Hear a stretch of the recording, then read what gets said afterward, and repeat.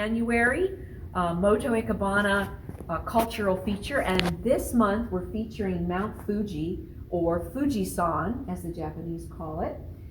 It's a perfect, majestic, conical peak that rises 3,776 meters above sea level, and it's the most famous mountain in Japan. And I'll tell you a little bit more about it. It last erupted, it's a volcano, it last erupted in 1707 through '08, and it created a crater on its flank side. It is a stratovolcano, which is a combination of 3 volcanoes, which gives it that beautiful cone shape. And I didn't realize that that's why it has such a great shape. But it's also made of layers of rock, ash, and lava. And I have to thank Sue Smith, who brought this little piece of it. This is actually a piece of Mount Fuji. Oh. So I'm going to pass it around so you can hold it, and you'll actually be holding Mount Fuji. So it's located between the cities of Tokyo and Kyoto, and there are 5 lakes on the north side, and which create a most beautiful view with the mountain and the reflection of it in the lake. So if you stand on the far side of the lake, you get a beautiful view, and that's the inspiration for our design for today. Anyway, then also on the 100 or 1,000 yen bill is a picture. If you turn over the bill of a 1,000 yen Japanese bill, you'll see a picture of Mount Fuji with cherry blossoms on the side. Of course, artists have been very much inspired by Mount Fuji, and you can hardly see it, but there's Mount Fuji there. Everybody knows this famous wave picture, and it was created by Katsushika Hokusai, and he was born in 1760 and died in 1849, and he popularized these landscape prints and 36 views of Mount Fuji, and this is another famous design that he's created that I had on this fan. Then he had a student named Hiroshige, and Hiroshige created all these woodblock prints. And the book that I have is actually from one of our members, Tomoko Kombi. And Tomoko, if you're watching our YouTube, thank you so much for the book. It's very inspiring today with all those views in it of Mount Fuji. Now, many people want to climb Mount Fuji, and the only time that you can climb it is between the months of July 1st and the end of August. Many trek in the dark, and it takes about 5 to 7 hours to get up to the peak, and they go at night so you can see the sunrise in the morning. And then it takes less time, of course, to descend, 3 to 5 hours, but many people, of course, have trouble with altitude and being sick, and so that was never on my bucket list to do, but I do enjoy looking at it, absolutely. Now, women were not allowed to climb Mount Fuji until the late 19th century. And so there was a foreigner named Lady Fanny Parks, and she was the first woman to climb Mount Fuji in 1867. Samurais used to train on Mount Fuji, and today both the Japanese and the US military have camps operating from Mount Fuji. Now, the reason for our choosing Mount Fuji as our cultural feature this month in January is because it is more visibly, you can see a better view of it during the months of December and through January. So that's why we're featuring it this time. Now, this is 2020, and our New Year animal or mascot for the year is the mouse or the rat. So you decide. I think these look kind of mouse-like, and maybe that looks more rat-like, but anyway, it's the year of the mouse or the year of the rat in 2020. So let Mount Fuji be your inspiration for January. Our modified Rikka. So a Rikka is the most traditional and most classic design created by the Ikenobo school. Way over 550 years ago, maybe 560 some years ago. And they're very intricate. Sometimes they take days to make, and they're quite large, and you can use big trees and all this kind of thing. We're modifying this so that it goes together rather quickly. Now I'm going to do a method where I can kind of show you on a table how you can lay everything out and do it quite quickly. So I want to walk through the parts, and I want to show you a method that I think will help you to do your arrangement. Now, this is limonium, and limonium is kind of a form of a statice. Some people may get a very thin branch and may need more support at the bottom. And other people may get a very bushy branch.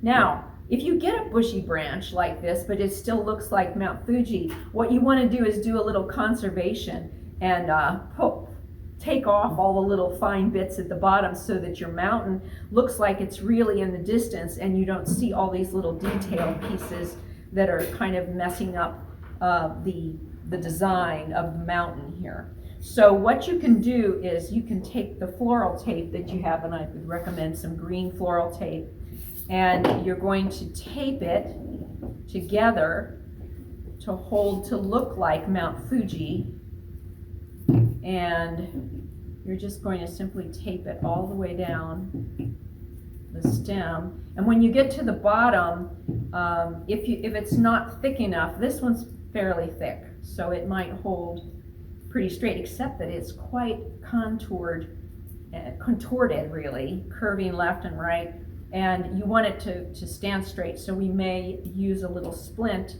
to support the bottom, and I'm going to show you what I'm going to do with that.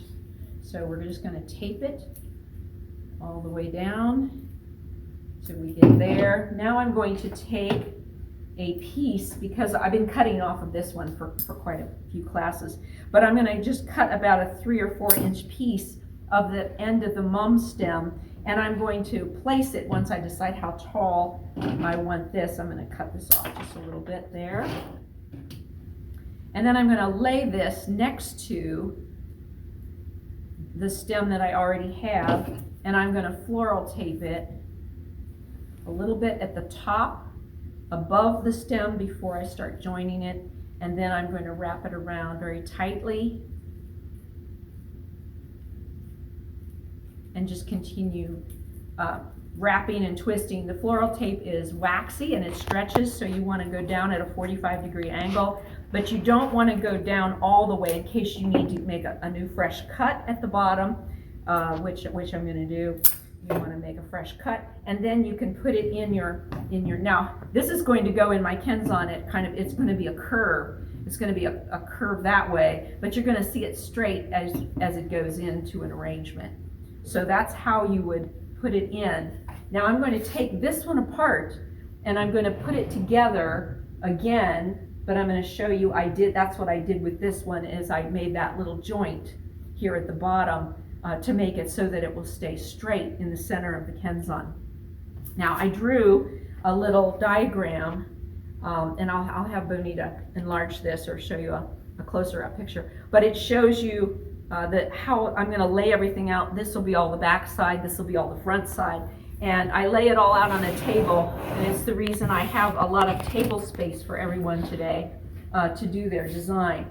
So we're going to use the button mums in a kind of a purpley color, and that is going to be the flower that goes in front, and it'll be a half the height of the heaven. So this is the whole height of heaven or tie, and then we're going to base everything off of that. And normally we measure 2 times the width and 1 time the height, but if you have a very small container, please make your whole arrangement larger, because you won't be able to fit all the materials in the design if you don't make it bigger. Because I know the fatsia leaf is so large that you really need it to be much taller. So this is about the height you're going to want it to be, about the width, a little bit longer than the width of this table. So that's the heaven line. This is starts Fuku, the earth line, and then this goes a little bit lower than that. We're going to stagger that, and that goes behind here. Then we're going to put in the piece that's the man, and that's going to represent man, and man is 3/4 of heaven. So we're going to put that into the side of the design. Then we're going to place in these lovely Milky Way aspidistra leaves, and they're polka dotted, looks like the Milky Way. We're going to take and loop one of them, and we're going to just use our floral tape and tape it right here. You don't have to tape it all the way down, and you don't have to tape them together, but I want you to insert them as a unit when you put them in the design, okay? So that will go in. Then we're going to go, let's move to the front part of the design. We're going to place in this beautiful big, they are really large. These are called fatsia leaves. And some of them might be so big that they almost want to come together here at the end. And so in some situations, oh, I don't have my stapler, but if you have a stapler at home, you can actually fold them and take a stapler and just staple them together, because tape won't work.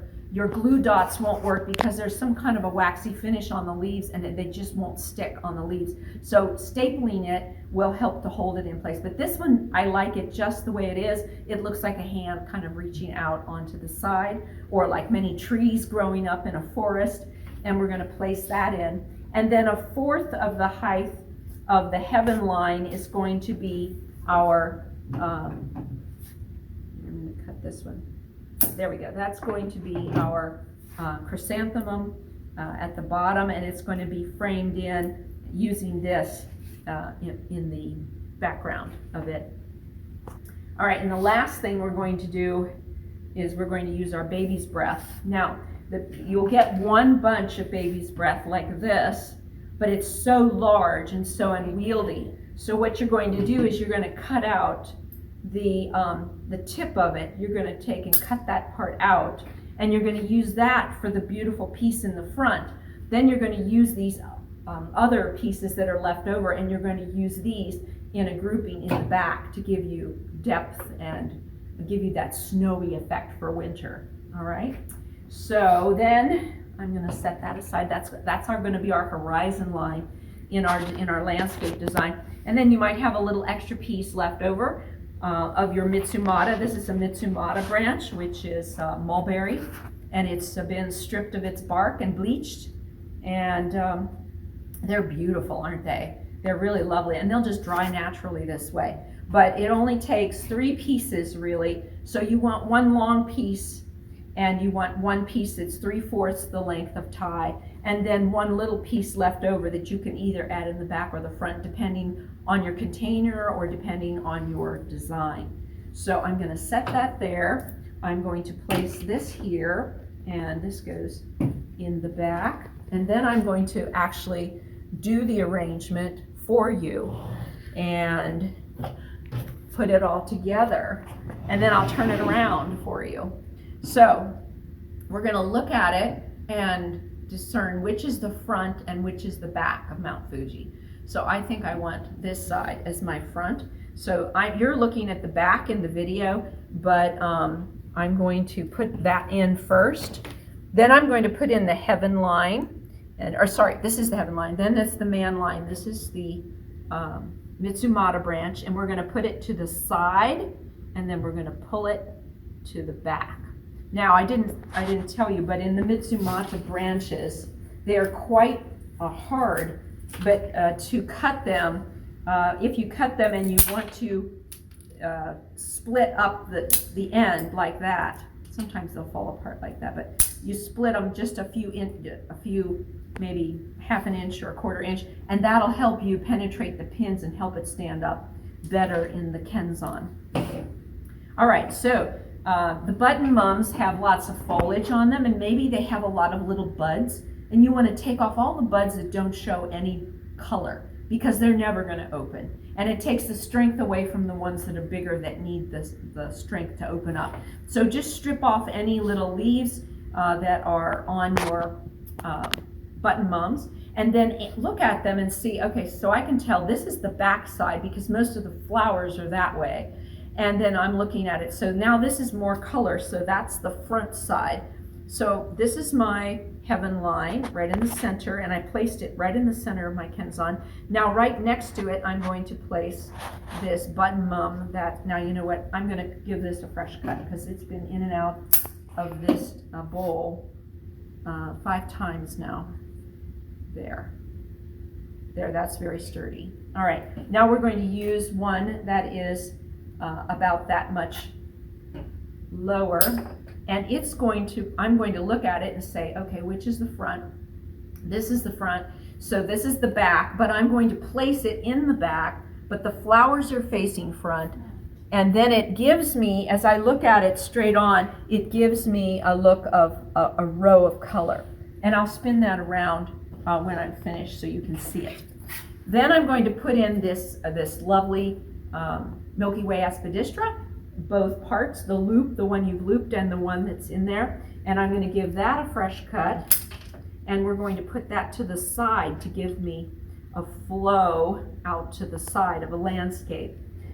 Then I'm going to take my beautiful large fatsia leaf and I'm going to give it a cut, an angle cut, and I'm going to place it in my Kenzan, but I'm going to spread the leaves apart so that I can get my mums to kind of be between the fingers of the foliage so that I can see all the color of the purple.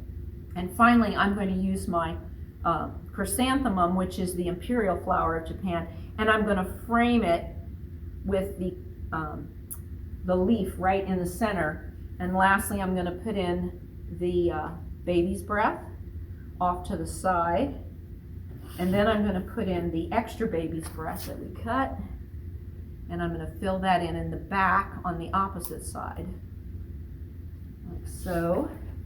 I think I need one more. So we'll put this last one in to give me some depth and give us another line of color of white snow. Then I'm going to use this little piece and it's just going to give me some depth, and I'm going to push it to the back like this. I'm going to spin my design around like this so that you're looking at the front.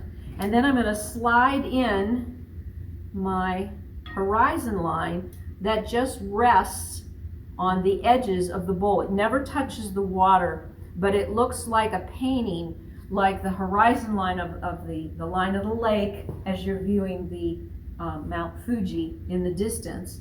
It can be placed in the front or it can be placed in the back. Every container is different. Every bunch of arrangement is different, so you have to decide how you want to put it in there. But this is to honor the beautiful landscape of winter in January and the beauty of Mount Fugi that God created. So enjoy this landscape design. Wait, it's better if you look at it without the plastic on it. Here,